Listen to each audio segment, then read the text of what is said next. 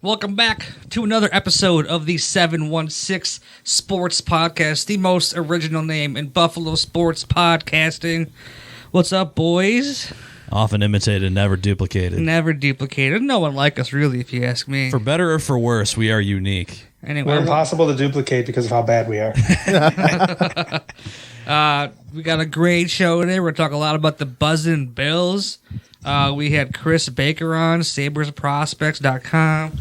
With great chat with him. We talked about a little Bills at the end, too. So stay tuned for that. Covered about everything possible in the world of Sabres hockey that's going on right now. So that'll be an awesome way to jump into that later.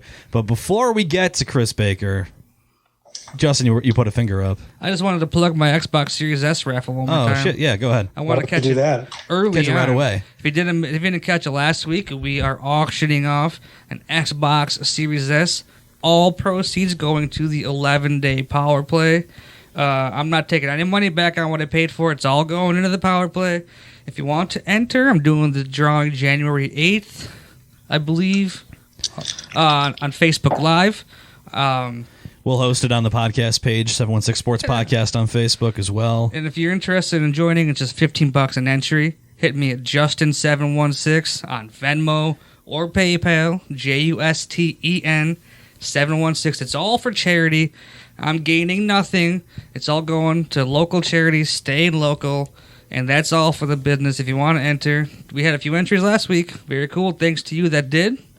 Let's get this show on the road, boys. Absolutely, and just for anyone who was not listening back when the original 11-day power play happened, our man Justin here is a 11-day power play original. They're getting the band back together in November of this year, so stay tuned. We're going to do some cool stuff for them. Now, to the matter at hand, the reason we're recording a day late, you're getting your episode a day late, is because all of us sat around at our houses yesterday and watched the Buffalo Bills deliver an ass-kicking to the New England Patriots in Foxborough. And it's not just that they did it, which was wonderful. It's that they lived up to every hope and expectation that we had. I think everyone here on this podcast expected them to take care of business, but that didn't make seeing them do it any less satisfying. It felt like 15 to 20 years of frustration. It felt like a scrawny kid who was getting bullied all throughout high school, bulked up over the summer, and went back swinging and took down the bully. It felt so satisfying to watch New England struggle against the Bills the way that the Bills had historically struggled against the Patriots. And it was also nice seeing that the Bills broke a few team records yesterday. Stephon Diggs receiving yards in the season, Josh Allen touchdown passes in the season, and number of 300-yard passing games in the season as well. So it was nice to do that against a team that's basically been holding you down with their just their foot on top of you for the last 20 years, and you go out and do that in their house. Yeah. It's so different this year. Like, I have a former coworker that said all she wanted to do was go to sleep, but she couldn't stop watching the Bills trounce them, up to the point where she said when the Bills took a knee, it was like pure elation, because you knew it was over. It was over. That game was over at 8:30 last night. You knew it was over pretty early, second quarter. But to see it through, last year, when Steve Tasker says we're not in the playoffs on a guest pass, they weren't last year either. They didn't, back in. They got in the playoffs fair and square. This year is different. The way they're doing it, the teams they're beating. This is unprecedented for our time of fandom. Going back, I mean, I was around in the early 90s, but I'm not involved like this. This is unprecedented, and it's amazing. Let's welcome in Steve Burmel remotely here. We're in a high-quality gaming headset. Steve feeling a little under the weather, so we decided stay the hell away from us. Yeah. No, we're kidding. That's not the case. Steve was just... It's partially the case, though, Steve. Yes. Not because I'm sick. Just stay the hell away from us. I mean, pretty much, yeah. Having nothing to do with how I'm feeling, but... But yeah, it was fun. It's fun to see just Bill Belichick just like be pissed. We've seen him break the surface on the sideline in the past. Yesterday was the phone, that poor old phone got. I wonder. Motorola Razr. Oh 2. man, that thing got fucking tossed. I am going to enjoy seeing that gift and memed forever.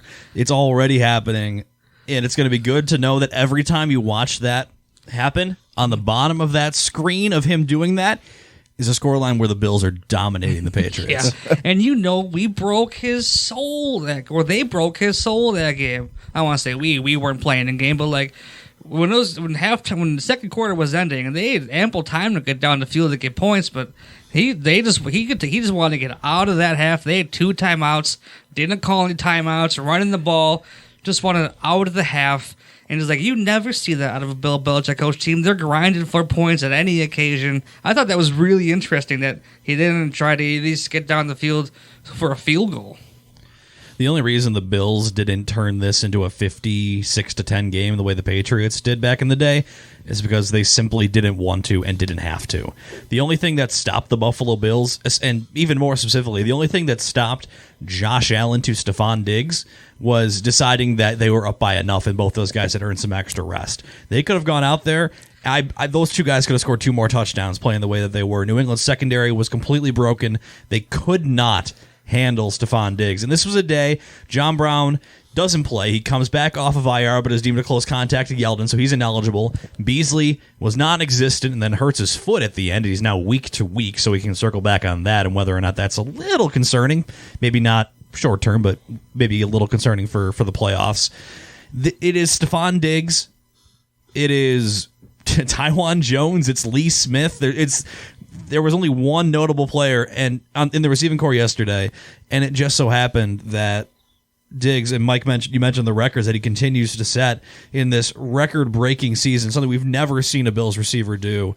The Patriots have a pretty good secondary. They have both McCourties out there. J.C. Jackson's having a great year. And they looked like a bunch of practice squad guys trying to figure out what Stephon Diggs was doing. They couldn't tackle him. They couldn't guard him just week after week. And if Derek was here right now sitting, he'd be like, the Bills have Stephon Diggs. And that's all I could think about yesterday after that second touchdown he scored, where he gets a guy going full speed into him, doesn't lose his momentum, doesn't even budge, just lets him go by and walks into the end zone. This is the second time he's bounced off a tackler or 2 tacklers that should have had him down and just taken it in for a touchdown. I mean, it's just crazy that some of the things that Diggs does. He took a solid crank there, too, man. He took a hit.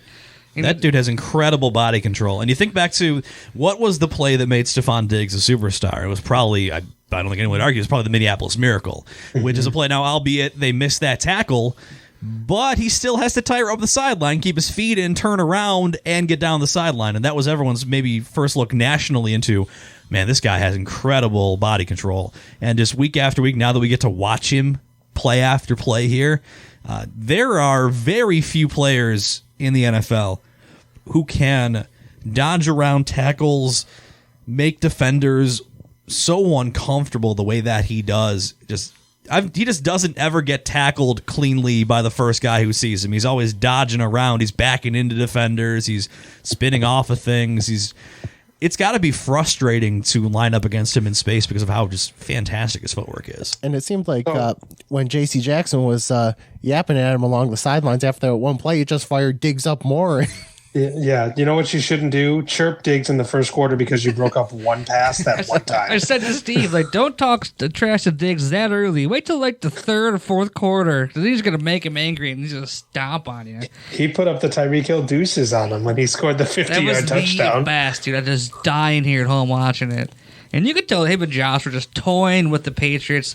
I want to talk about that late touchdown in the left corner of the end zone where Josh is scrambling to the left, turns his entire body, wings that ball through a defender, and Stephon Diggs makes the beautiful catch, scoops off the ground. That throw and the catch, just an amazing play that you don't see get made often. Just the throw alone. Right-handed quarterback going to his left too. This is even more impressive. This is the second time before that Allen rolled right and threw across his body to the middle of the field. Yeah. You know, what you're taught not to do and what we used to yell at him for doing, and he finds Diggs in the middle of the field. Yeah, this is the second time, though, that they've had that kind of connection for a touchdown against Arizona near the end of the game. They also did a similar type thing. It's almost like it's becoming their thing to do. But yeah, when Allen threw that ball in the end zone, I thought it was picked off. because of the camera angle. It looked like the DB had good position on it, and Diggs is laying on the ground, so it didn't really dawn on me that Diggs had scooped that ball up. And then when you see the replay, no one had a chance at that ball but Diggs, and he made a hell of a play to catch it. And it was fun to watch the Pats, get annihilated by the Bills like that, and finally for the sweep, and just watch them bully them. I love that it came out after the 31st point, and the very next drive just went deep to Gabe Davis right away. Like, just pour it on, boys. I loved it. But let's talk about, if we can get a little more critical, I guess. I like how it seemed like the first few drives of the game, maybe the first quarter, maybe the first half, they were really focusing on the run game, it looked like. It looked like they were wanting to use this game as an opportunity to get their run game in line. It looked good at times. The Patriots made good plays in the backfield at times. What do you guys think about what we saw out of the first half in the run game there? What they were showing? It solidified my belief that it's not Singletary and Moss holding back this run game. There was a couple of plays where they would get the ball and immediately turn up and see two defenders in their face. It continues to be a blocking thing that is holding back this run game. And it would be a much bigger issue if they didn't have a historically dominant passing game. But you would have to at least have the threat of a run to make Josh's life easier. Make it easier to use the play action. Utilize Singletary and Moss's weapons, especially with Brown out and Beasley possibly out now for a little bit. Those guys are going to be key pieces to the offense. And additionally, Josh himself as a runner, we haven't seen it as much this year because he's much more comfortable making those kind of throws and decisions on the run. But you could look at a team that could come out the first week of the playoffs and put up 100, 200 yards rushing between those three guys, and it would be a statistical anomaly for them this season, but I don't know it would be ultimately too surprising given that we've seen it here and there, just not consistently. How about that fake punt from their own 35? It was fun. It was amazing.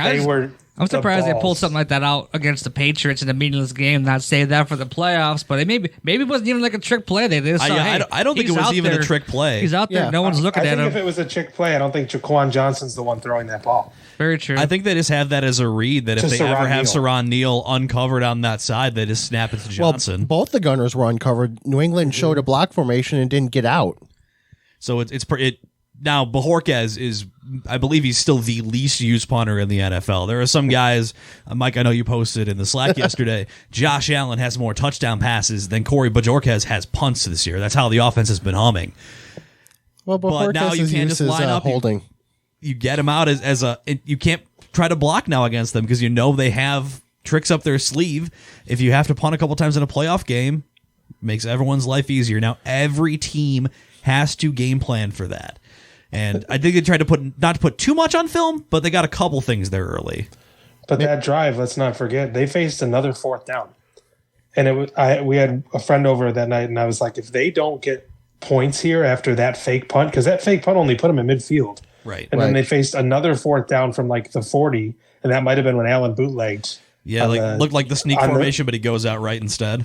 Yeah, it looked like a handoff out of it too, don't forget. Right. So it was... They not only did they fake a punt, but they showed balls like 4 times yesterday going for it on fourth down. But even better yet, converting the fourth down and then scoring a touchdown. Like if you go for it on 4th and 2 from the 50 and you convert, but you punt 3 plays later, doesn't mean shit.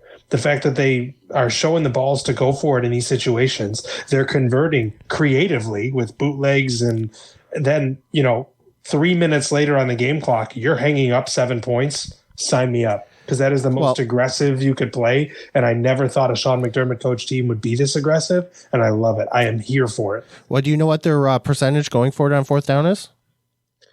It's pretty good. They supposedly have the fewest number of fourth down attempts in the league. They're like 8 of 10. 8 of 10, yeah. That's crazy. Well, it's been so good on third down. I think that number is a little deceptive because there's a lot of teams that have had to go for it on more fourth downs, being down late in games and not converting as many third downs as they tend to do. Steve, you mentioned that free play. That was one of my favorite things yesterday. Not just that they converted it by Josh running down the field, is that as he's running back to the huddle, you can hear him clean on the field cam that he was telling the ref that guy was offsides, because it felt like he was seeing everything the New England defense was doing yesterday. And in my fandom, I have never seen a Bills quarterback actually prepared for a Bill Belichick defense. And Josh was. it's funny, too, because there is a clip I saw on the Twitter.com of Bill Belichick doing a Bill Belichick show in Boston, looking at Bill's film and talking about it with the host.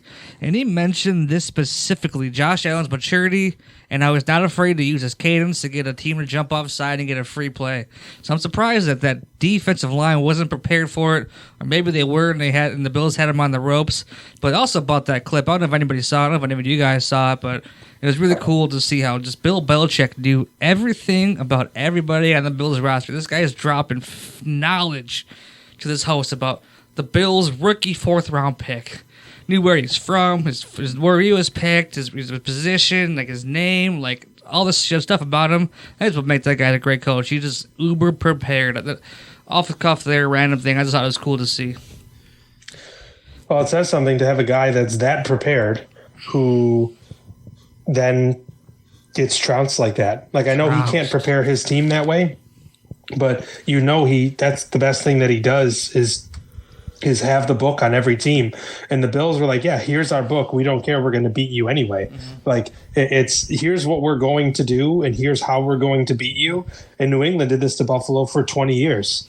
Here's what we're going to do and how we're going to beat you, and they just did it. And I'm not saying that this will be happening for the next 10 years, but damn, does it feel good to be on the other side of that coin. And you know what was nice to see, too, is that the Pats had that drive where they had their way with the Bills' defense, had them on their heels, running the ball down their throats, which was, scary to see because we thought that it was fixed from earlier in the season where there was a big problem. They ran the ball down the throats, and then a missed sack on Cam Newton, and, he rushes in for a nice touchdown. But what was nice to see is that the Bills adjusted, and that was the last fucking time the Pats had a run more than like 4 yards. That was their last point. They missed the extra point and didn't score again. Yeah. After that, they had something like 60 yards for the game. Yeah. After that touchdown, the Pats mustered 60 yards the rest of the game. That's not official, but it's something like that. It was like they saw, like, okay, we're doing this now, boys. Lock it up. And it was locked up. I forget who I saw say this on Twitter, and if I remember, I'll credit them later. It's partially the Bills' run defense has been better. It's also partially the fact that the Bills score so much that they eliminate the run game as an option for the opponent. Very fair, yep. Because I have a friend from Pittsburgh that texted me, and he said, you don't have to worry about the Steelers running on the Bills if they meet in the postseason because the Steelers can't run the ball. I said, you can't run the ball against the Bills when they score a touchdown every time. You have to throw to catch up. Yep. The only team that can maybe run against the Bills is the Titans because they're a bit of an anomaly in that regard. They run against everybody. Right. But none of these other teams, like we're going to talk about it later as well with Kris Baker. Who do you want to see? Who are you afraid of in the playoffs? I've had some people say to me that they don't want the Browns because they've got Nick Chubb and Kareem Hunt. I would counter with that is, are Nick Chubb and Kareem Hunt going to put up 40 points against the Bills? Because the Bills are going to put up 40-plus points against the Browns. Yes. Yeah, and what do the Browns even have for receiving right now? Aren't they a little limited? Well, or is everybody going to... Assuming that everyone, because they weren't positive, they were close contacts with the player, they would have their full wide receiver room minus Odell Beckham, which is Landry, Higgins, Peoples-Jones. Peoples-Jones. What a great name, Peoples-Jones. It's a great name. He's been okay for them. One of those rookie receivers. He's a burner. He gets downfield quick. Yeah, so I mean they've got some options there if Baker plays well. That's an intriguing matchup. We'll have a lot of time to talk about who they will be playing. We can maybe talk about some potential opponents here because now there's just one more game left on the schedule for everyone. So the path is pretty clear. There's just a lot of possible destinations. We know the Bills are going to be the home team. We don't yet know if they'll be the 2 or the 3 because Pittsburgh comes back against Indianapolis to win their division. It's not their resting starters. Cleveland loses to the Jets, so the Jets are on a 2-game win streak. Now Cleveland doesn't control their own destiny. There are 4 different teams the Bills can be playing come Wild Card weekend. And the Tennessee Titans, who are currently the 4 seed, can miss the playoffs. Yeah. Yep. Because if Indy wins and ends up with 11 wins, it's also possible for Baltimore, Cleveland, and Miami to win and push them from the 4 seed to out of the playoff picture. Which in that scenario would put a 10-win team out of the playoffs. Yeah. Yep. Well, I mean, there was a scenario if Cleveland had won and Pittsburgh had lost, those teams at 11-4 would have played each other for the division, and the loser could have missed the playoffs at 11-5. It didn't happen. Another thing that says how good this season is for the Bills. Like they won the division. They're a possible 2 seed, but it's not because the competition around them was horse shit. Yeah. They are the 2 seed because they've been better than the really good teams in their conference to the point where they've beaten most of them and also have the best winning record against teams over 500 in the NFL. The Bills have more wins against teams with winning records than any team in the NFL. This was not a cakewalk. This was the NFC West. This was not the NFC East that they beat up on all year. And they got 3 wins against the NFC West. They were one miraculous play away from sweeping the NFC West. I mean, you look at the AFC play. There's not a bad team that's going to make the playoffs in the AFC. Your opinions of Pittsburgh being what they are. I don't think they're great. I don't want you to call the bad. Cowboys a bad team when they make the playoffs next week. Okay. I hope that's what's happening. I hope that it's the Giants or the Cowboys at 6 wins. I hope that Washington loses to Philly and creates the pure chaos on Sunday Night Football. I would say the NFC, you could argue 1 or 2 of those playoff teams is not great, depending on whether, it could be Arizona or Chicago at that 7 spot. It's going to be a team in the NFC East. It's going to have 6 or 7 wins. But in the AFC, you can't make that argument. And Steve, you mentioned it. The competition around them is incredible. If the Bills had just been okay, if the Bills had been maybe who we expected them to be, they might be missing the playoffs with 10 or 11 wins, not because they were bad, just because they weren't good enough. And thankfully this year, this Bills team has been good enough that they have put themselves in a position where they locked up the division. They've locked up a 2 or 3 seed. So do you hope they win another game and get a better spot? Sure. Pittsburgh's resting their starters. Mason Rudolph starting on Sunday. Cleveland's got to win to solidify their position. Buffalo could easily be a number 2 seed. But Vegas opened the line at 1.5 for how many helmets would be hit on someone's head. Is Mason Rudolph going to dual wield? It should be the new line. He can pick up a second helmet and hit Mason Rudolph with both of them. Myles Garrett, that is to say. That's a really insane prop bet. I think it's like plus 1,200 right now. Gotta love AFC North football. Kicking punters, Vontaze Burfict, swinging helmets. The Bills just have one rival to deal with coming up here on Sunday. And Justin, we talked about it a little bit earlier, kind of an interesting scenario that's developing for Buffalo and Miami. So you play Miami here this upcoming Sunday. Miami coming in off of a bizarre, miraculous, I don't know what the right word to call their victory over the Raiders. It's called Fitzmagic. A magical, one of the most impressive things I've ever seen on a football field. I know I realize Matt Collins is wide open. He is wide open. Ryan Fitzpatrick having his neck and head pulled by the face mask completely to his right, basically parallel to his shoulder, and still able to, with his right arm, throw that football accurately 35 yards down the field to the sideline is unbelievable. That Raiders defensive back coach or whoever needs to be fired because they blew cover 2. Yeah, they blew it. The corner blew it. Yeah, the corner released to the safety who was not there. They blew it. And even so, they still should have gotten away with that. It should have just been a 15-yard penalty. That ball floated for 5 seconds. That was a yeet. He just put every little bit of magic he had in that ball, and the Raiders went from 99% win probability or whatever it was after that late field goal to they pulled a Falcons. They just gave it to Miami. I am all for not scoring in the right situation. If you not scoring means that you're going to kick a field goal to have time expire, or you're already leading by a touchdown, but you choose not to score to then only take a 2-point lead. In the NFL, where pass interference is called 10 times, it just was silly to me. I understand running the clock down. I understand, but look what UB did when they actually ended up scoring a touchdown in their bowl game, right? You said, okay, you want to get fancy with us. We're going to just pound it in for a touchdown and go up by 7. That's what the Raiders could have done with Josh Jacobs with 40 seconds left. I don't know. You could have forced the Dolphins to need a touchdown. And in today's NFL with pass interference, a touchback coming out to the 25-yard line, not the 20. This is exactly what the Raiders set themselves up for. We consistently see NFL coaching staffs, good and bad, make decisions that 12-year-olds on Madden would not make the mistake of doing. Just overthinking it, putting themselves in that kind of situation by letting Miami get that kind of second life. Because even with that penalty and that play, 12 seconds and 40 yards is still very difficult to score a touchdown. But they didn't have to. Yes, they didn't have to. If they're kicking a field goal with 5 seconds to go, fine. Because for all intents and purposes, you gave yourself the last play of the game. That was never a possibility for the Raiders. I don't know. Well, let's not forget also that the Raiders kicker missed a PAT, which led to a situation where the Dolphins could kick a game-winning field goal instead of a game-tying field goal going into overtime. Good old John Gruden, Las Vegas Raiders. Oakland Raiders hat-wearing ass coach. Are you guys surprised that Flores already has announced Tua as a starter? Because I am. No, I think he's made it pretty clear at this point that Tua's the guy who they're going to go with at the beginning. It was interesting to hear him talk about using Fitzpatrick as kind of like a closer, which is he's using his quarterbacks like a pitching staff. Yeah, that's saying he's going to go with his guy, but if he needs to switch him out, he will. And he's got a unique enough situation where Ryan Fitzpatrick is such a team first guy that Ryan Fitzpatrick will 100% go in. If it's for 4 quarters or 4 plays, Ryan Fitzpatrick's going to go out there and give his heart and soul to that football team. His whole career has been that. So the guy is literally prepared to play at any point in any game. You can toss him in there in the middle of a drive to go make one play and come back out. This guy does it all. The anti-Billy Joe Hobart, he's over there on the sidelines ready to go at a moment's notice. It's a tough spot for Tua and a lot of rookies. Tua having missed a lot of his senior year with the injury, getting no training camp.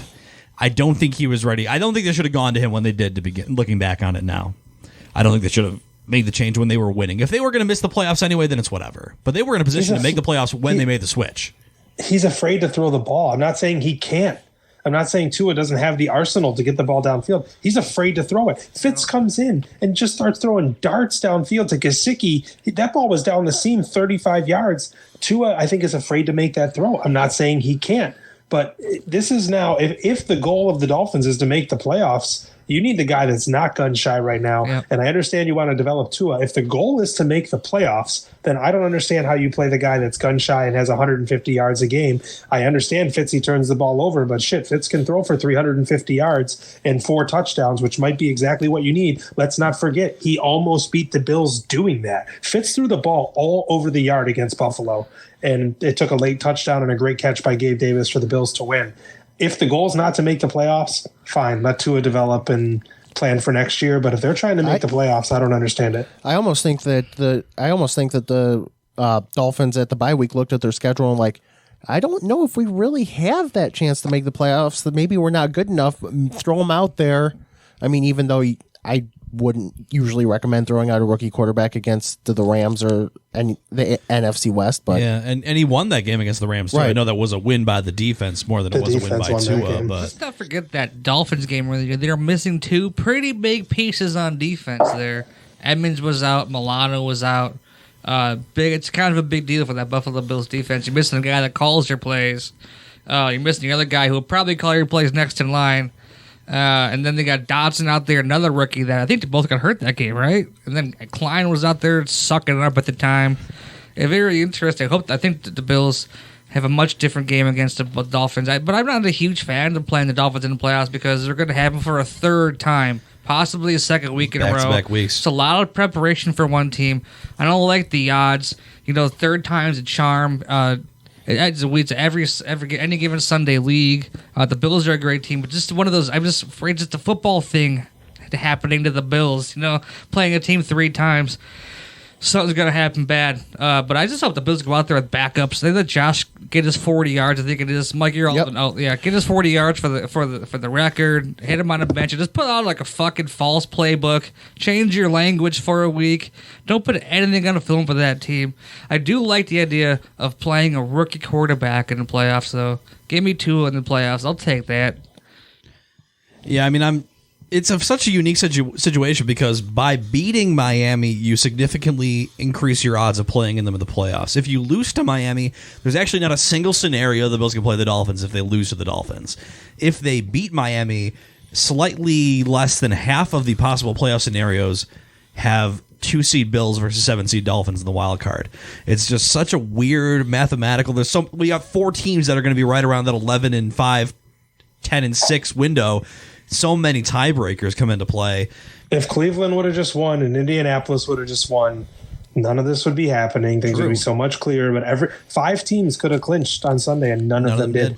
And now there are 5 different games that will impact who the Bills will play in the wild card weekend. So quick pulse of the room for you 3.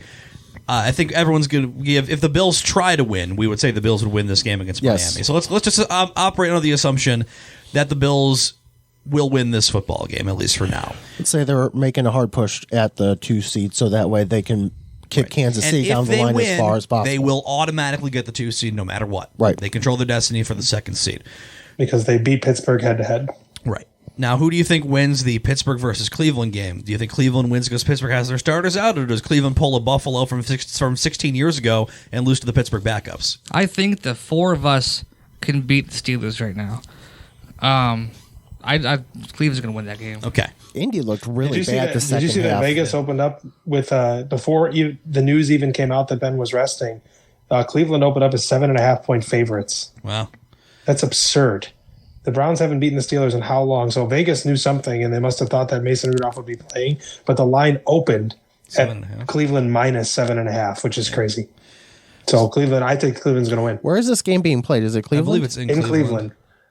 And honestly, like my thought was Pittsburgh -2. Give Cleveland a couple points for being at home, whatever. Nope, Cleveland by essentially 8 points. So they're giving Cleveland 4.5 points on not a neutral field against the Steelers. It's kind of crazy to think about. Right, a team that they haven't beaten how long?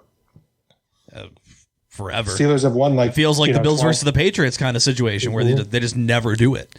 So I'm taking Cleveland. The next game that has an impact then is Tennessee at Houston.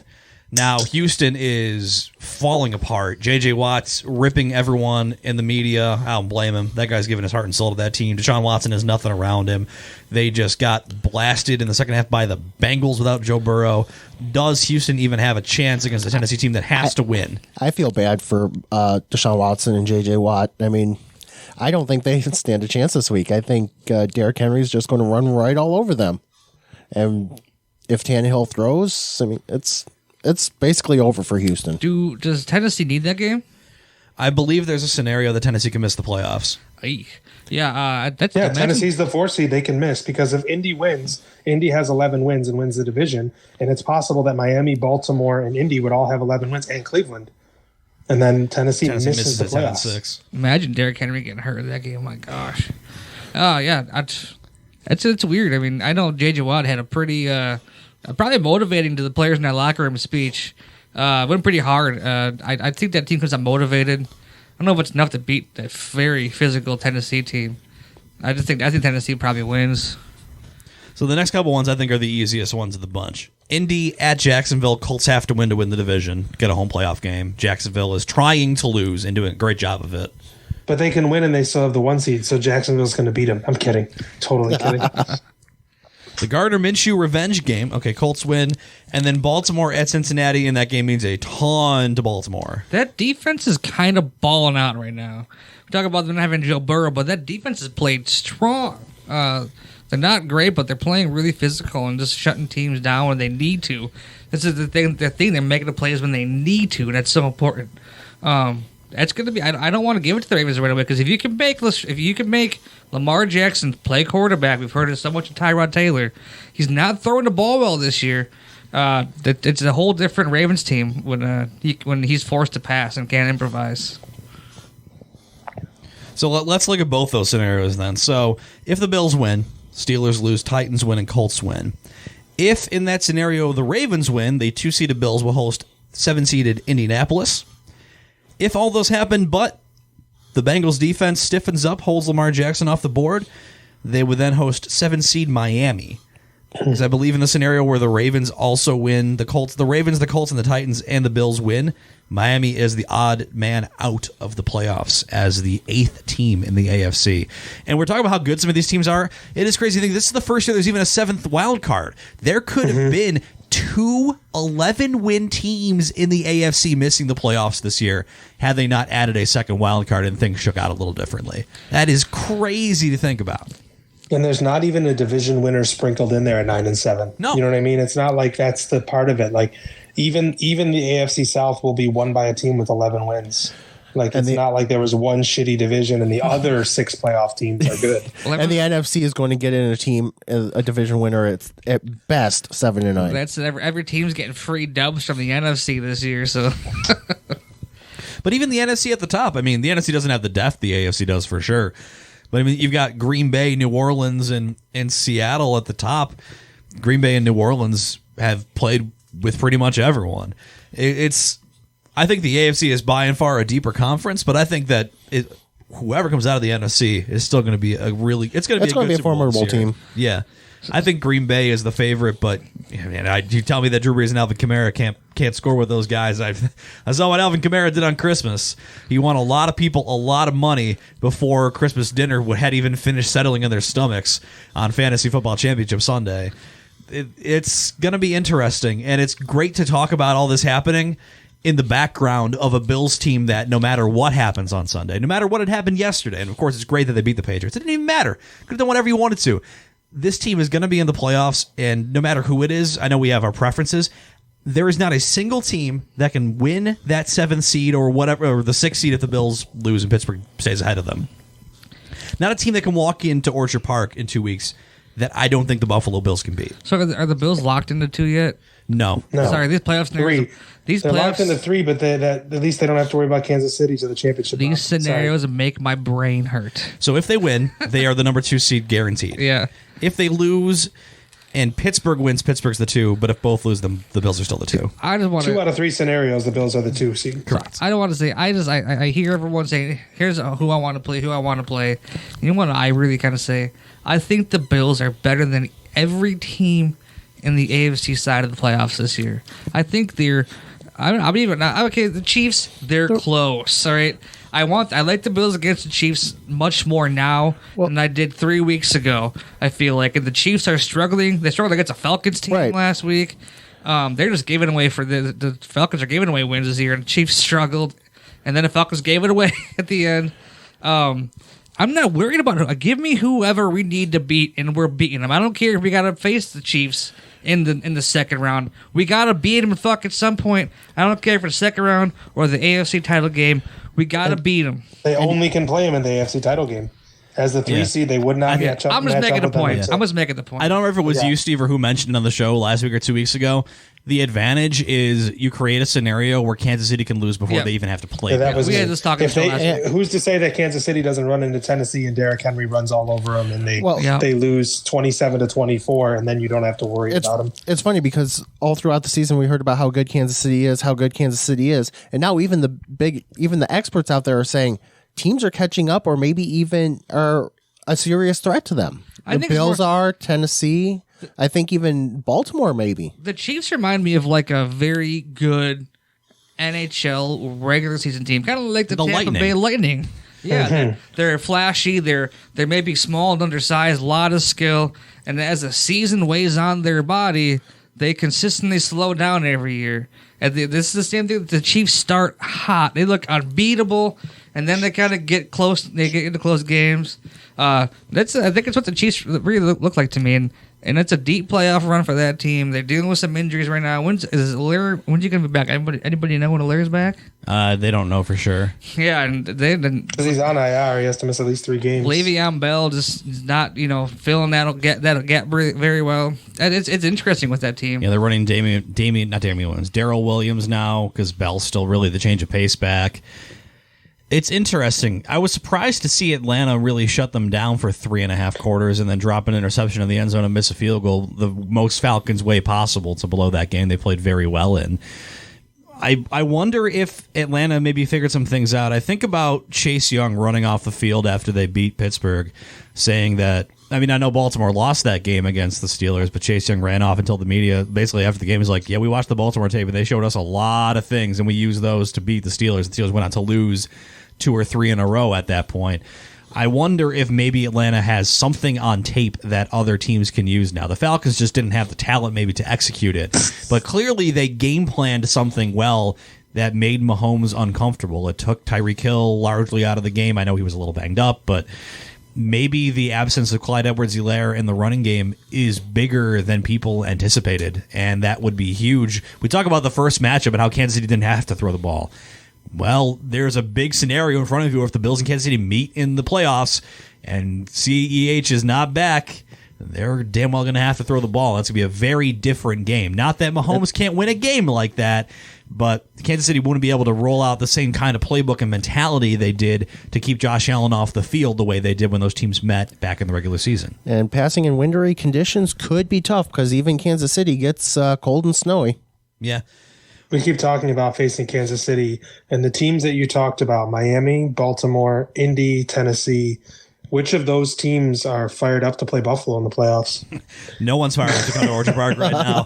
It's got to be the same mentality. You don't want to go to I think there's 3 stadiums right now that you don't want to walk into week 1 of the playoffs. You don't want to walk into Lambeau Field, you don't want to walk into Arrowhead, and you don't want to walk into Bill Stadium. And there very well might be fans for the first time in that stadium, and it's not going to be a lot of fans. It's going to be a fucking loud 6,900 And the fans. team is going to be so hyped. That's the number, right? 6,900? Nice. 6,700. I was about to say something like that, about approximately 10% of the stadium capacity. And the Bills, maybe it could be a thing where the Bills coming up too excited because of fans. They've played against and played with fans of building all year long. But who knows? I think the Bills really don't care who they're playing against, where they're playing. They're just going to go out there and play. Mike, they've jumped all those hurdles this year because there was the concerns about playing in prime time. Oh, they shut every critic up about that. Well, it's still New England. They shut up every critic about that. Well, Pittsburgh they shut up the critics about that. Well, Allen hasn't done it consistently. They shut up the critics about that. Like I'm with you, Mike, that they don't care. They are at a point now. They don't care who they're playing, when, where, what time. They have swagger right now, and they might be humble and hungry, but they know they're good. And even Coach McDermott said, it's great to be the underdog, but now we're learning how to play as a team that everyone knows is good, and that's a different thing. They're walking around knowing that they're a good team, and that's dangerous in a good way. And I can't remember where I heard this, but it started back in last year's playoffs where they lost against Houston. I think this year is kind of a revenge tour for that. I mean, it's captured in that amazing video that the Bills social media and video editing team did with Steve Tasker that came out after they clinched against Denver. That video, it doesn't start with the first day of this season. It starts with losing to Houston. And that's really where this season begins. It doesn't begin when you report to camp or when you would have reported to camp here this year had there really been a normal camp. The season for them began the second they walked off the field at Reliance Stadium, losing that game to Houston the way that they did. And they have carried that with them. And that's a testament to Coach McDermott. It's a testament to Josh Allen. It's a testament to every leader on this team with how they've let that fuel them and carry that through this season. They've never lost sight of what that feeling was watching that game go the other way in the playoffs. Because it's no longer just about, we can make the playoffs and finally, we earned this playoff berth. And that was wonderful last year, but that's no longer good enough for this team, and especially not the way that they're playing. And I think they know that, and they're playing like they know that, and they want to go out and prove every single person who had any negative thing to say about them on a player level or a team level, and they want to go out and prove them all wrong. And it's been a checklist of, you mentioned the primetime games, the Patriots games, the division, the third quarter, even after the first half of the season. And even just the A.J. Klein redeeming himself, Josh Allen redeeming everyone. A lot of pundits laughed at the Josh Allen pick, and look at them now. It's become, you've spent all this time telling us we couldn't do it for the last 20 years, and now we're going to go out and do it. And it's coming so close to becoming just a great regular season into becoming something truly historic. I love that meme / clip of Josh Allen when he's on the sideline after the game's over. Somber Josh Allen after they lose to Houston in the playoffs, and then he just puts his head down, and then it says like the moment that made Josh Allen. It's just like it just turned beast mode right there. Mm-hmm. That was a fun video. But yeah, I mean, I imagine being any team that's possibly any team's fans that are possibly gonna face the Bills in the playoffs. Like, I don't want to play the Bills. Like, I would be terrified to play us right now. And it feels weird and cocky saying that after all these years, but them boys is good at the footballing. And we haven't talked about this yet. Why was Cole Beasley playing that play? And like, it kind of makes you wonder who's going to be in the game next week, because it was just as innocent, like he like stubbed his toe on the turf, and like that was it. He's out week to week. One of those just ahead of time ruling him out for the next week. Just like, don't even try, Cole. Just rest it up.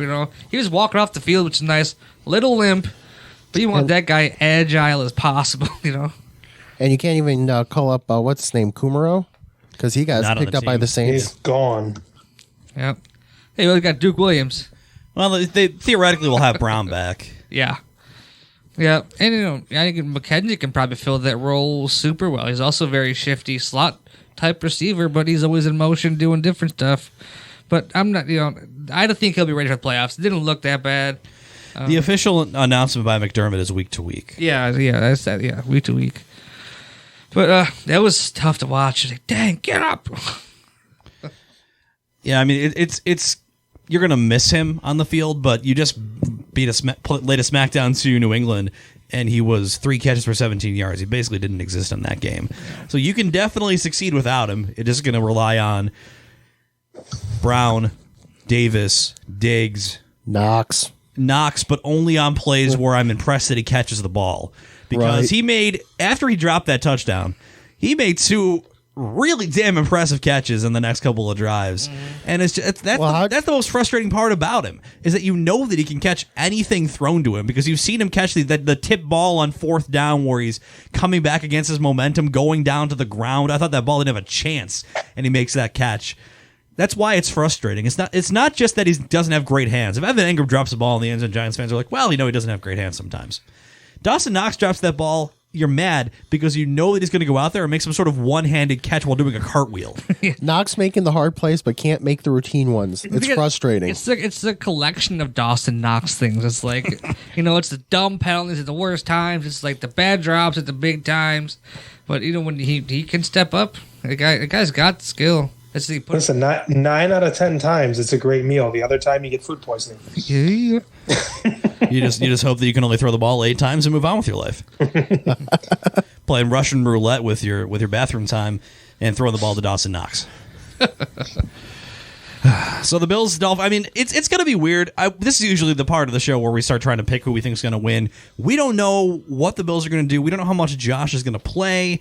We don't. It's weird. I think the Bills, certainly, if they went out there and they ran their regular playbook and they wanted to win, I think the Bills would take care of business and win this game, going away with it. It is possible that Miami wins this game because Buffalo simply doesn't have enough motivation to try to try to show the Dolphins what they can do, because they might play them in the playoffs. You don't want to get Josh hurt in a meaningless game or Diggs hurt in a meaningless game. Right. Not losing those two would basically purely meaningless, because I know it's receding technically, but I don't know. Yeah, losing those two in this game would just not be good for the playoffs. If Indy would have just held on against Pittsburgh. If only.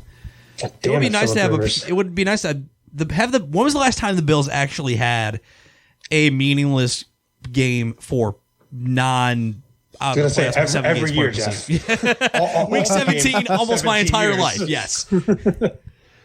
Well, I don't know the answer to this, but it must have been forever. I think last year was meaningless, wasn't it? Yeah, Allen only played 2 drives last year because it didn't matter. They weren't going to host a playoff game. They were locked into a wild card. Let's get one 41-yard bomb to Diggs and just get him off the field. Actually, no, don't even keep Diggs in the bubble somewhere. Let's get a 41-yard bomb to how about Gabe Davis? Can run. Yeah, Gabe Davis. I didn't want him playing. Keep that guy healthy. I mean, the guy I think who is actually going to play, I think Brown plays a lot if he's allowed to, because they need to get him back. Yeah, to game speed. Brown needs to get back up to game speed because he hasn't played in quite a bit. I like John Brown at 60% conditioning over another injured John Brown. Broken John Brown. Yeah, I mean, I just wonder how many receivers you even have that you can't bench everybody at game once. Speed is so much. I mean, John Brown out there alone with fucking Stephon Diggs and Cole Beasley's a threat enough. Like, I don't know. That's just my opinion. It could be wrong. I don't know. I'm not worried about. I just worried about at this point. Like I said last week, just get me there healthy. You know, we already kind of maybe are going to have a questionable Beasley for that playoff game. I don't want anybody else remotely close to a thought of being injured. And convert Saron Neal. Yeah. And maybe Poyer, Hyde, Edmonds, Milano, Trey White, Oliver Hughes get some very low snap counts. Because let me tell you, we didn't talk about the defense very much because New England's offense is a joke. But man, watching Matt Milano back to full speed and running around there yesterday was so satisfying. He finally looked like the Matt Milano that we knew he could be. Game speed is so much more important for a player like a linebacker is getting all those snaps. Well, do we have Go ahead, Mike. Do we have an update on Poyer? I didn't see one. Because he did not. He was taken out of the game. McDermott listed Gilliam and Beasley as week to week. That's it. Okay, I bet you Poyer comes back in if there was any reason to even try to put him back in the game. Yeah, and That's exactly. Like they don't. They're out there already crushing that game. Marlowe comes in 3 snaps later and goes right through Cam's back. Oh gosh. And I guess we're going to be a little more. We could be. I hated that roughing the passer call on Epineza. Like the dude had his hands up in the air and just kind of like runs through the quarterback while the ball's still being thrown. Like, it wasn't late at all, in my opinion.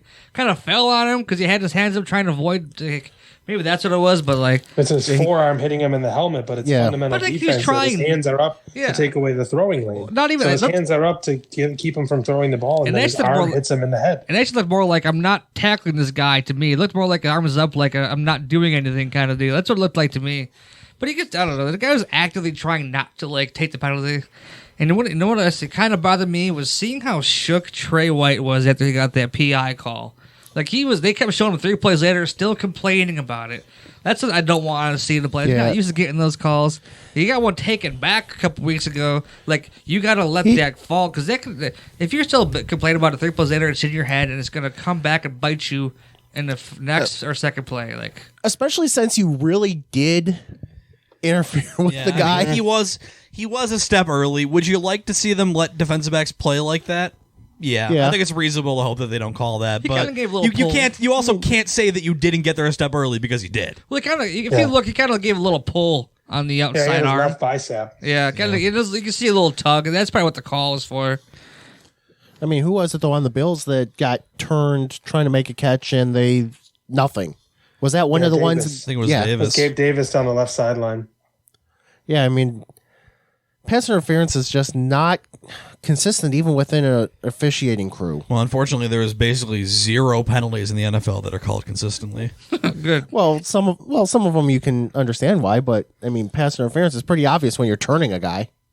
Yeah, I don't disagree with you. Some of them are more egregious than others, but even like that. Well, let me say that the only ones they probably call correctly 99% of the time are 12 men on the field and illegal formation. Things that you can count and look at before anyone is moving. They're objective. Dead ball fouls.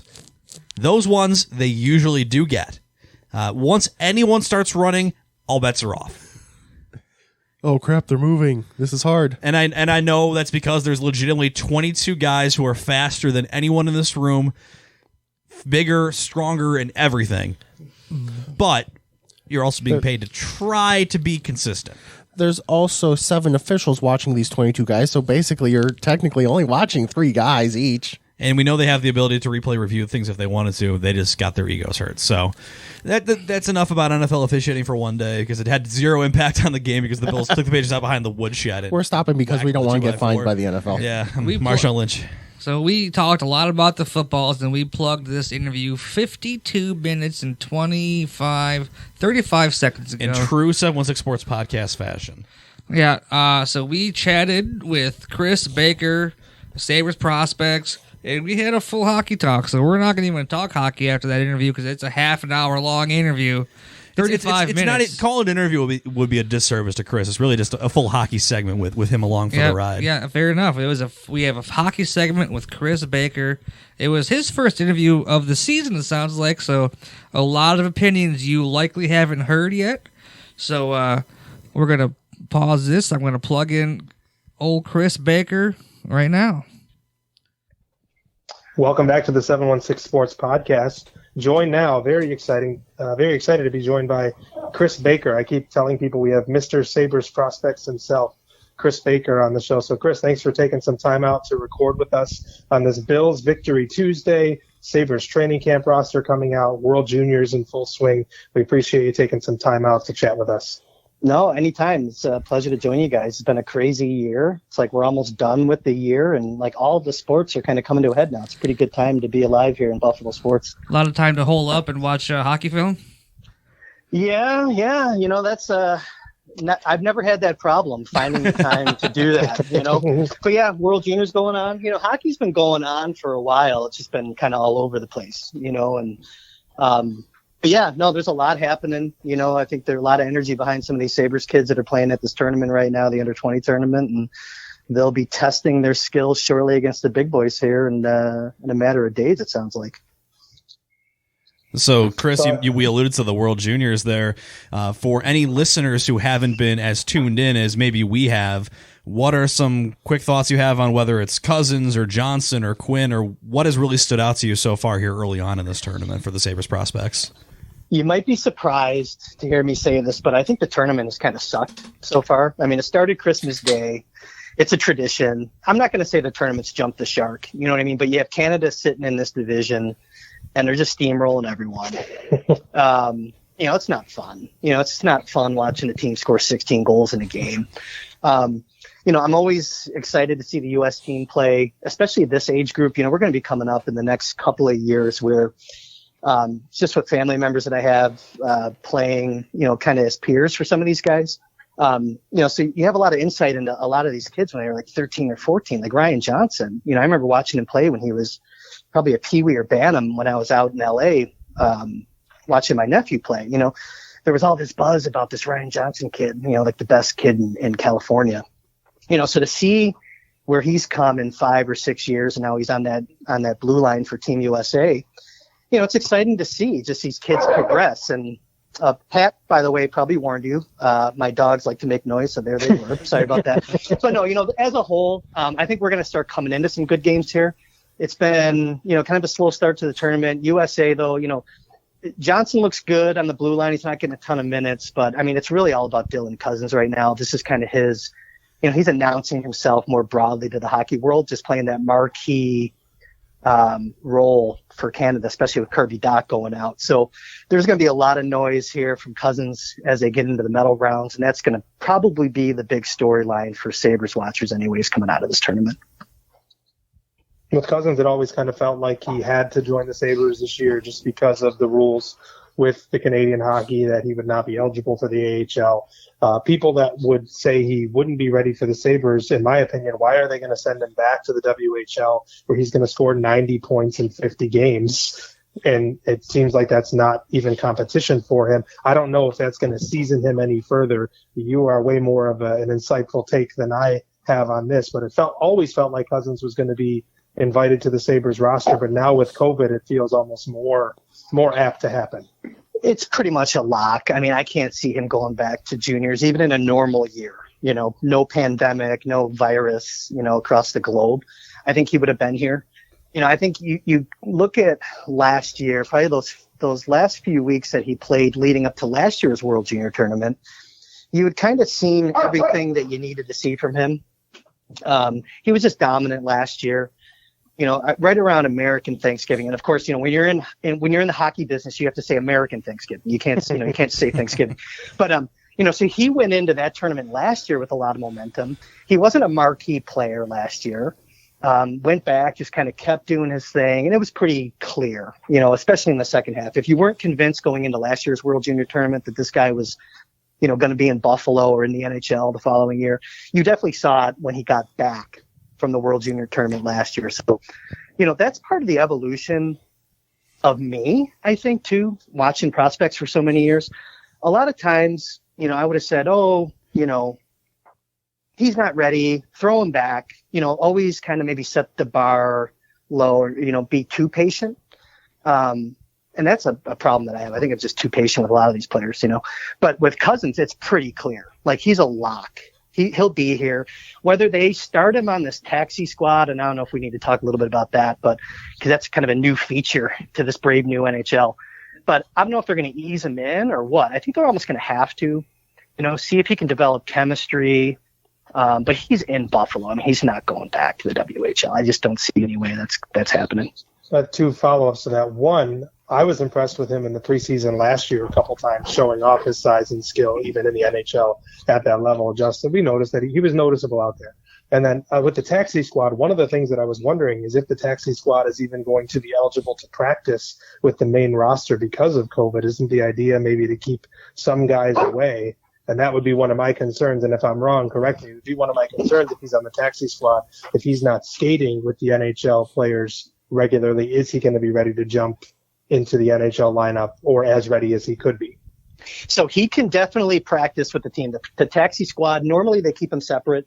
That's going to be something where that's the interesting part of the taxi squad this year. Those guys can practice with the team. That's my understanding. So, there's a lot to learn here still, but that's the initial understanding is that they can just kind of weave in and out of practicing with the team, and then they have to just make formal moves on paper as far as who the roster is by like 5:00 each game day. And I'm sorry, the first follow-up, I totally forgot about that. What was just that he looked good in preseason last year. I thought there were a couple times he asserted his size around the crease. He almost looked like he belonged on the ice with the NHL players preseason last year.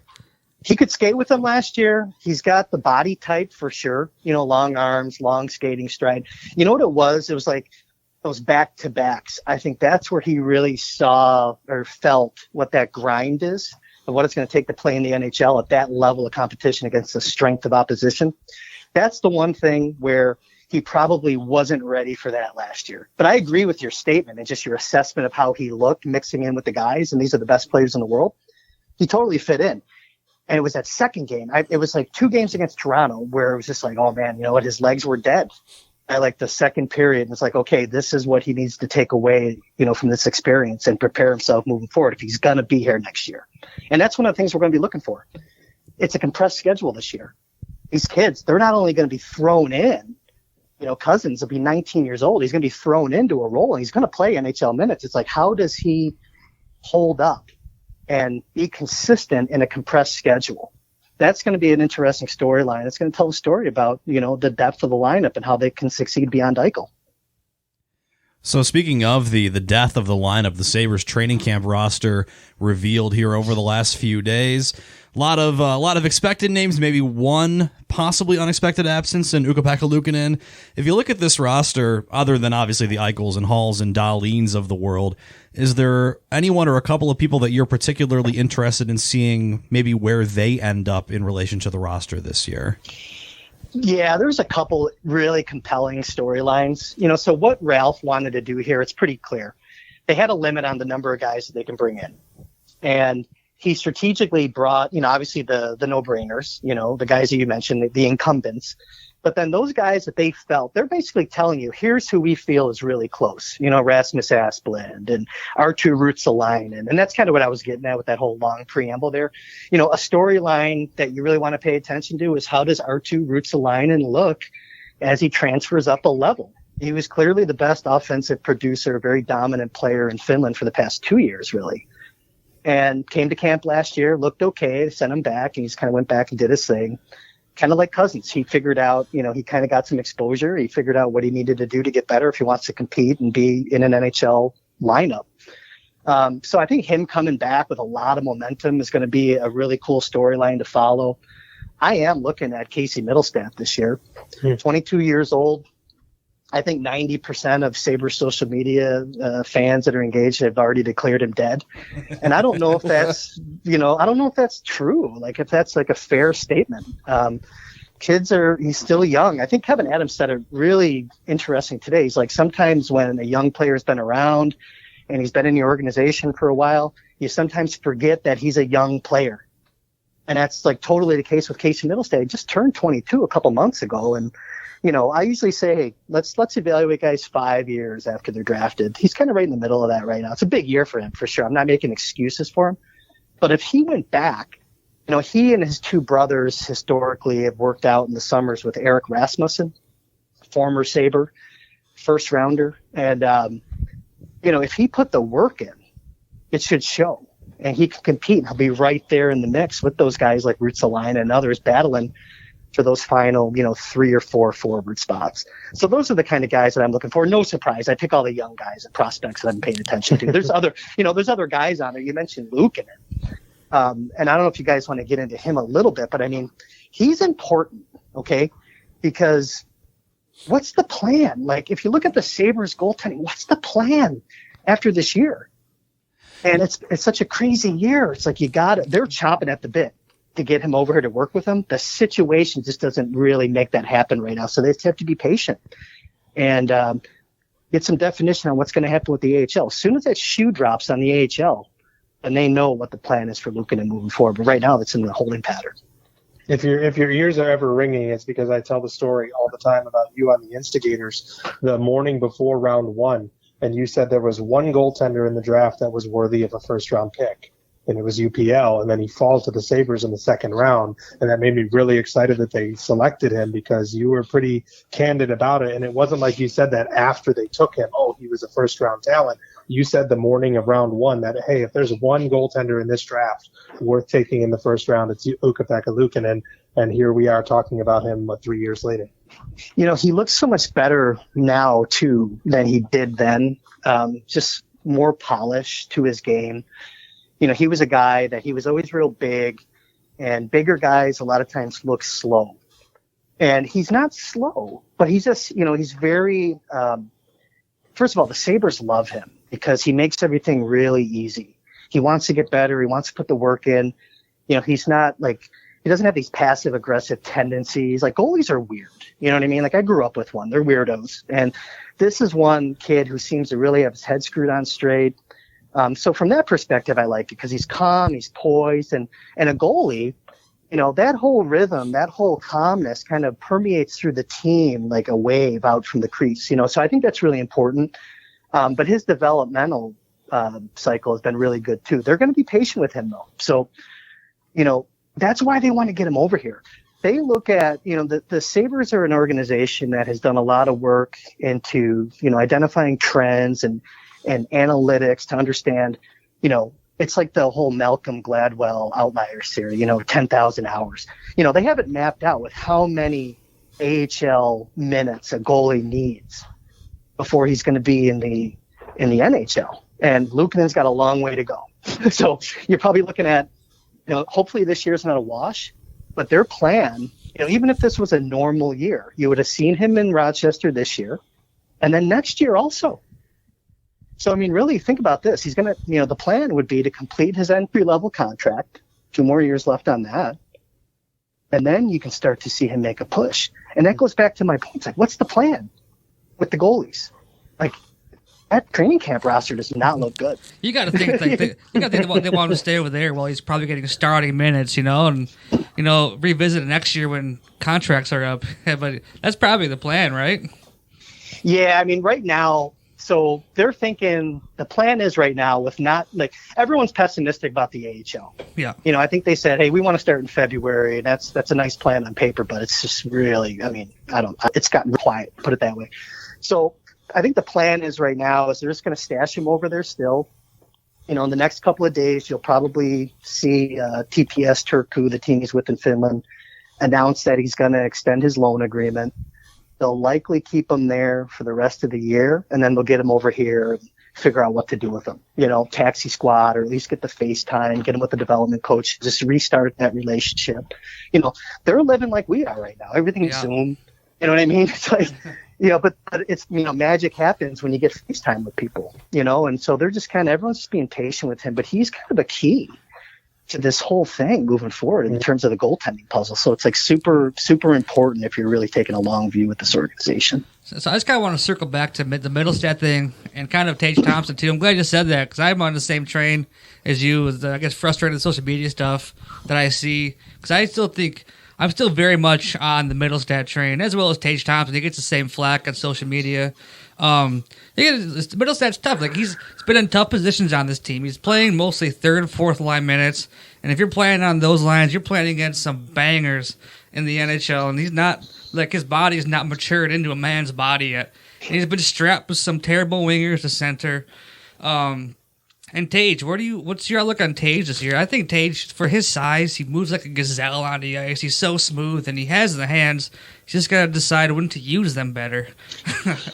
Dude, they can put him with anyone. Seriously. Like, you know, he has that shot, and he has great hands. I mean, you painted a really perfect picture of Tage Thompson as a player and how you described him right there. It's a matter of, you know, again, when he went down last year to Rochester, he was playing with Asplund, and they were just dominant. And he was almost too good. He was a tweener. He was too good for that level, but he needed a little bit more time to find his NHL legs and to get into rhythm at the NHL level. And they call him up, and he gets hurt.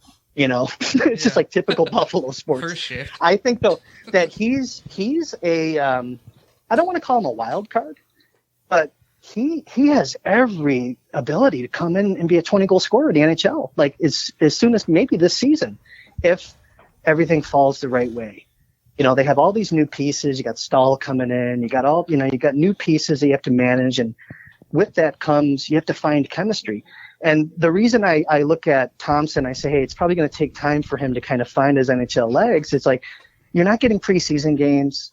You have very limited practice time. I mean, Ralph is probably going to want to have his roster finalized on like the 8th or the 9th. He wants to know who he's in, who he's going to, who's going to war with, so to speak, to use the old hockey cliche, but then have a couple days to just practice with that team. And there's not a lot of time there. And then you have Cousins and Quinn coming in. You know what I mean? Yeah. You're going to have all these moving pieces. It's just going to delay, I think, chemistry being built. And listen, every team has to deal with that. But I like the upside there with Thompson, maybe more so than Middlestat. Mm-hmm. Because Middlestat, I think, just, it depends on what they want to do with him. Is he going to play center, or are they going to simplify his life as a winger? And I think what was interesting is that he didn't get the one way. He does have an AHL. I think he's making $70K AHL salary. That almost tells you that they're thinking that he's probably going to be dispatched to an AHL type of role, if whether or not they have an AHL team. But I'm not down. I'm not as down on Middlestat as everyone else is. Again, I think for reasons that I've said, I'm too patient. Maybe that's a fault. But the social media thing does bother me with him, because just because your team has sucked doesn't mean that you have to get every guy up in the NHL when they're 19 or 20 or they're a failure. Like, human development doesn't accelerate because you need young guys to come in and be your savior on the NHL team. You know what I mean? And I think that's kind of what happened with Middlestat. It's like he came up, had a lot of fanfare, too much too soon. Like they just threw too much at him too soon, and it failed. They reset him, and he was looking good last year. After he kind of settled into Rochester, the first weekend was bad, and then things started to get good. And now it's like, how do you continue that? There's no way to keep the momentum. The pandemic just like shut everything down, shut everyone's life down. But I mean, especially a guy like that. So, I'm not down on these guys. They could be quality depth, but it's clean slate in a lot of ways for a kid like Casey Middlestat. So looking at this whole roster, and of course, you mentioned the compact schedule, very unique division alignment here this year. It's going to be weird to not see Toronto or Montreal in the regular season. Do you think this team is in a better spot to compete this year than they have been the last couple of years? Because I know Sabres fans have been waiting patiently for maybe a group that can get back towards playoff competition. Is adding Taylor Hall enough, or does it depend a lot on some of these guys we've talked about and how they come along? Taylor Hall can't come in here and offset Jeff Skinner going from a 40-goal guy making $9 million to what he scored last year, 14 goals, something like that. I mean, so you need Skinner to come back. You need Sam Reinhart to take that next step in his growth now that he's, God, I can't believe he was drafted in 2014. It's going to be 2020. I can't believe it. Time flies. But, he's still progressing. You need him to take his game to the next level. It's a team thing. If all these things happen and Eichel has a little bit of breathing room, then look out. They can be dangerous. They could surprise some people. I think you still have concerns though on the blue line, and you have concerns in net. I was telling a buddy the other day, if the Sabres somehow make the playoffs, the MVP of the team it's probably not Jack Eichel. It's probably not Rasmus Dahlin. It's not Taylor. It's Linus Ullmark's groin. because if he pulls his groin, they're screwed. I think they're screwed. Yeah. And so it's like, keep him healthy, man. And that's why, so my concerns are in net and on the blue line. I really don't have any concerns about the forwards. They just have to take time, try out some new combos and see what gels. So that might take 10 games, I got one more for you, and then whatever Steve has, and we'll wrap up. But so real quick on that, everyone talks about what Eichel's going to mean for Hall, what Hall's going to mean for Eichel. But what do you think Hall and Eichel are going to mean for Victor Olofsson? They're going to be doing their thing off to the right, and then Olofsson's going to be sitting there in that facial circle just waiting to crank that elite shot. What do you think those two mean for that guy? Boy, I'll tell you what, does Olofsson play with them? Or does Tage Thompson play with them? You know what I mean? Very true, yeah.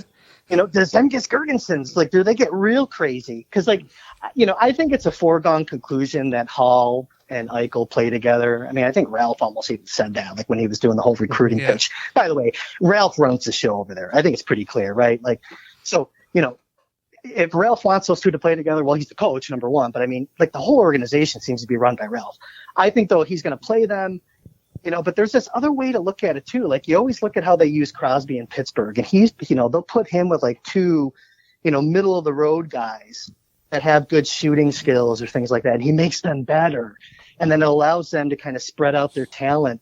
The Sabres at some point, may need to consider something like that. But for now, I don't know if Taylor Hall has ever had a centerman of Jack Eichel's caliber at the point in the career that Jack Eichel's in. And we know that Jack Eichel really hasn't had an MVP level winger like Taylor Hall. So I think the sky is the limit with those guys. I keep going back to that whole thing though. It's a compressed schedule. You got to keep your team healthy, and like, it's just Buffalo's luck, man. You know what I mean? You ain't kidding. So, no, I'm excited to see those guys play, though, because, again, I mean, Taylor Hall was buried in Edmonton for all those years, and he goes to New Jersey. He plays with Heischer, and he's fine, but Heischer's not Eichel. And then, Taylor Hall goes out to Arizona. He plays with a couple different centermen out there. Again, no one at Eichel's caliber. I mean, Eichel is Derek Stepan and it's like Christian Dvorak, whoever. That's right. Yeah, it's like, Dvorak. But like, Eichel is coming in to his own. He's like a bona fide MVP candidate, and you got this guy who's actually won the MVP. It's pretty cool. It's pretty cool to think of the possibilities with those two. So I know you asked about Olofsson. It's like, I still don't even know who they're going to – you could throw a pylon over there. Fair. And those guys will still get 90 points each. Well, not the pylon will score 25 goals. Seriously, Rick Five. Yeah, you know what I mean? No, but it's like – no, but I mean, in a 56-game season, like, I don't even know how to project that. But, I mean, Eichel's got to be – I mean, what do you pin that at? What's the over-under on Eichel's points in a 56-game season? 70. 70? I think that's probably right, man. I'm in that area. So if Eichel gets 70, Taylor Hall. We talked about the possibility of the top four wingers this year scoring 100 goals. Like, if you combine Skinner, Hall, Reinhart, and Olofsson, if that ends up being your top four wingers, that could easily be 100 goals on this team. And, it's funny, too. Like, what are they going to do with Stahl? Like, there's so many storylines. Because, like, when they traded for Stahl, I know you don't want to drag this on. I mean, no, you took my question. What does Stahl mean? Because I'm so excited to have a veteran come in. I've been banging his drum since they traded for him because he was Minnesota's number one center. He was their power play one center. This wasn't an example of trying to take a center who wasn't quality and hoping, like Marcus Johansson or Casey Middlestat, that they would somehow elevate their game. They're asking Stahl to take a step down on the ladder, which I think is perfect for his age and his role, because in Minnesota, he was the guy. He had such a resurgence when he went to Minnesota. Like, how cool was it to see as an old man? I turned 45 a couple weeks ago. It's like, I love seeing guys like Eric Stahl, like, keep going and, just kind of get a little second wind in their career. So I think for him, the value, like, I struggle with this because, I mean, it's like, it's easy to say, hey, he's your number two center with a bullet. Just kind of roll with it. Maybe he can get some PP1 time. He can definitely play PP2. I see the developmental, just the help that he can do with a guy like Cousins. I think I may have said this. I don't know if you guys saw this. Like, I compare Cousins to Stahl when Stahl was 18, 19 years old. Very similar skating style. They use their length to make plays in the same fashion around the net and so on. And, like, just the reach and kind of hunched over, a little bow-legged. Like, they have a lot of similarities. I see Stahl being just huge for Dylan Cousins' development. And I think at the end of this, if Stahl somehow ends up being like your third center, and you can, like, really help him manage his body in this compressed schedule and manage his minutes and still has a lot of value, I think that's a good thing. I just like that would be an ideal situation. But the problem is, I don't know who the two is then. If you start Stahl as your two, you kind of move him down slowly to a three. Who's the two? I don't know who that is, but again, pie in the sky, that's kind of my ideal scenario for the season. To have Stahl work himself out of a job, if you will. Well, it's like, you know what I mean? Like, Absolutely. Get ready. Like, have a plan. Have a plan to because you have to develop another center. Is it Reinhardt even? And I know everyone says it failed. Well, it failed when he was 20 years old. Could he do it now? I don't know. I'd like to see him try. I think it's a solution to a lot of problems if it works out. It seems like such an easy fit if he can do it. I like watching him defensively too. Like he's really good supporting the defenseman low in the zone, and he's, the whole thing was he's not fast enough and he can't break out with the wingers. I think his mind plays fast enough, even if he's not physically like this burner, where he could do it. But again, I don't know what Ralph has in mind, and but the world's changing, and you got to find a two, man. You got to find a second center. Eric Stahl's probably here for a year, and that's it. I think he's one and done. And so Ralph's got a lot of pieces, nowhere to put them, and a short time figured out. Exactly. Other than that, everything is going great, and this has been very easy. And it's not just the Sabres either. You mentioned it, Kris. Everyone's got this time crunch, the schedule announced so late, everything so close together. I think the Sabres are in that same boat. You can see a lot of teams, I would imagine, doing some very interesting lineup juggling, even into the first couple months of the season, where they really don't know quite what they want to do with their lineups. Well, that taxi squad is going to be the key too. I think teams are going to use it differently, and guys are going to be shuffling in and out of that. I think you're going to see some cap circumvention, getting creatively using that because I think it's you can bury a contract on the taxi squad much like you would if you send a guy down to the HL, where it's like a percentage of his cap hit is what's still applied. So you're going to see a lot of that going on. There's just it's been a weird year, but it's everyone's in flux. You make a good point. And it's then they got to worry about what do you do with, your 19-year-old player like Jack Quinn? Where's he going to play? These are all these little things that we're all just going to wait and see and learn together. Everyone says unprecedented times. Well, it really is, man, in the NHL. Does this team sniff the playoffs, Kris? I don't know, man. It's a tough division, and a lot has to go right. And I just, I have a hard time seeing it right now. Again, I think that, look at when they had those winning streaks. They weren't great teams, but when they were winning, they were getting the goaltending. And then when the goaltending wasn't at the same level, they weren't winning. I'll always go back to the goaltending as what might make or break this team. Honestly. The MVG, the most valuable groin. Got it. Seriously, man, I'm telling you, keep an eye on that groin. Send him ice packs, whatever it takes, man. He's going to be important, man. We can't thank you enough for your time, Kris. I'm super excited for the season to start. I was before. I'm even more excited now. We appreciate your insight and your time. Go Bills, of course. That's a huge part of our lives right now. But we really appreciate all of your knowledge and your wisdom and your ideas about this team going forward. No, anytime, guys. I just have one question for you on the Bills before before you cut me loose. Who do you guys want in the playoffs, that first game? Are the Jets an option? Unfortunately, no. Dude, the Jets might get there. The Jets are hot. They're hot. If they added 14 weeks to the season, we'd get New York in week 1 of the playoffs. But unfortunately, they waited 13 weeks to show up.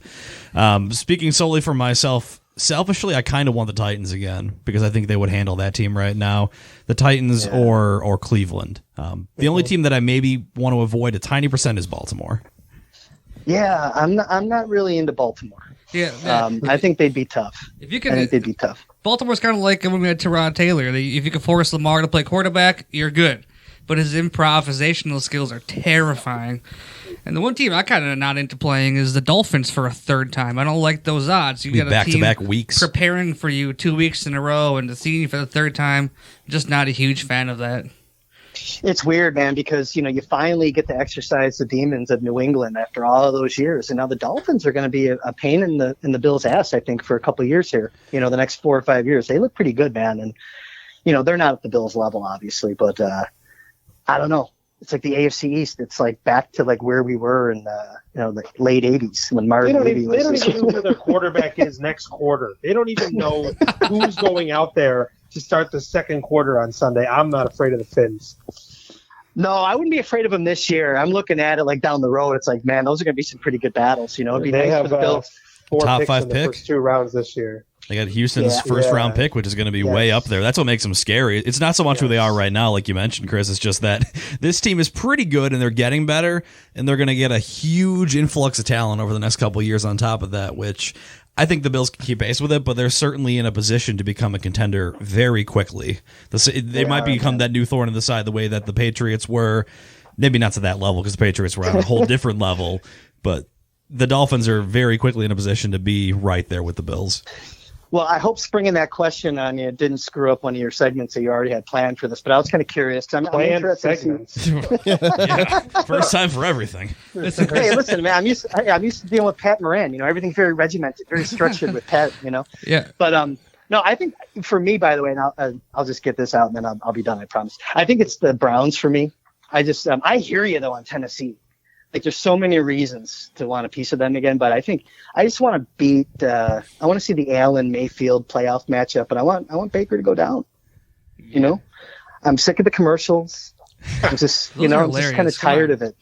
No, they're good. They're good, but I'm just tired of it. Like every 10 minutes, his face is everywhere. I gotta see another one. I know. His face is there as much as like Aaron Rodgers and Patrick Mahomes, and I think Baker's having a good year, but he hasn't quite earned that level yet. He's got that face too. It's like you want to hit it.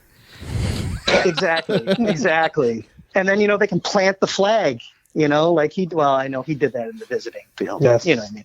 Like maybe one day there'll be a game in Cleveland and we can do that to him. But that's my take, boys. But maybe he'll dance on the logo and see how that works out. God, I just can't stand it. I can't stand Juju and that crap. But don't even get me started, boys. Don't even get me started. I'm old school. You'll figure that out real quick, man.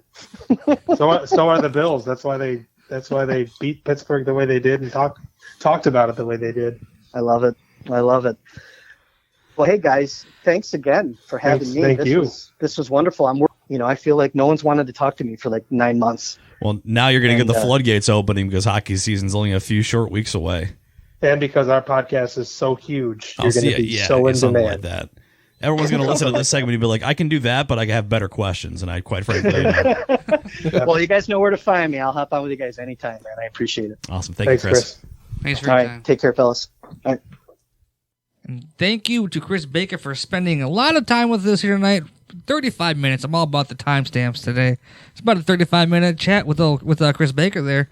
A lot of good stuff. We're just going to go ahead and wrap. We've gone. This is now an hour and a half podcast in true 716 Sports Podcast fashion. Yeah, we've never done a quick show and not starting today.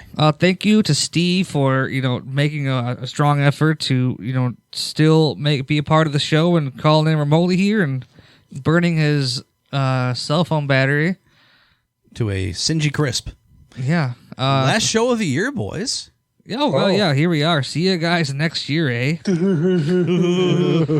yeah, we're back here. It'll be 2021. Tune back in next week where we have some pretty cool news. We do. We can't quite tell you what it is yet, but I promise you it's dope. And we will know who the Bills are playing in the playoffs next week. So it's something we've done very seldom on this podcast, so I'm excited to do it again. We're previewing a Bills playoff game for just the third time in podcast history. I can't wait. Yeah, so we'll do that next week. And again, I started the show with I got the raffle for the Xbox Series S. Just enter it. It's all for local charities, cancer, O'Shea. Cancer research. I mean, yeah. No, we're not fundraising money to fund cancer. Yeah, we're trying to stop money to cancer. Yeah, we're funding cancer research. They're doing a lot of really cool stuff at Roswell. That's it. $15 an entry at Justin716. Justin with an E because I spelled my name weird, not by choice. Well, you didn't spell it that way. Yeah. That's it. Hit me Venmo, PayPal. Come back next week. We'll have a cool show. We'll try to get a couple more interviews in here for you so you get some real football opinions. And that's that. Thanks again to Steve. Thanks you, Steve. I truly appreciate you making the extra effort to be on the show here tonight. Well, thanks for having me. I didn't want to miss just because I'm feeling a little cruddy today, so I'm glad I could still be a part of it. You boys so in the room to talk take about. notes. You don't want to miss this. Yeah, I mean, I'm happy to. If you want me to stop showing up here and just not look at my face, say no more. I will happily call in anytime you want. All right, let's put a bow on it. Cool. See you all next week. Yeah. Go Bills.